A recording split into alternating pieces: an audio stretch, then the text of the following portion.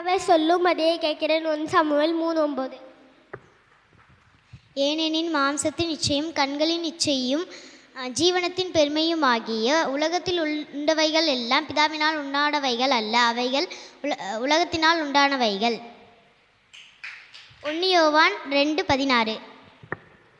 கர்த்தாவின் சத்துருக்கள் எவ்வளவாய் பெருகி இருக்கிறார்கள், எனக்கு விரோதமாய் எழும்புகிறவர்கள் அநேகர், தேவனிடத்தில் அவனுக்கு ரட்சிப்பு இல்லை என்று சொல்லுகிறவர்கள் அநேகராய் இருக்கிறார்கள். ஆனாலும் கர்த்தாவே, நீர் என் கேடகமும் என் மகிமையும் என் தலையை உயர்த்துகிறவருமாய் இருக்கிறீர். நான் கர்த்தரை நோக்கி சத்தமிட்டு கூப்பிட்டேன், அவர் தமது பரிசுத்த பர்வதத்திலிருந்து எனக்கு செவி கொடுத்தார். நான் படுத்து நித்திரை செய்தேன், விழித்து கொண்டேன். கர்த்தர் என்னை தாங்குகிறார். எனக்கு விரோதமாக படையெடுத்து வருகிற 10,000 பேருக்கும் நான் பயப்படேன். சங்கீதம் 3:1. I will bless the Lord at all time. His praise shall continuously in be my mouth. Psalm 34:1.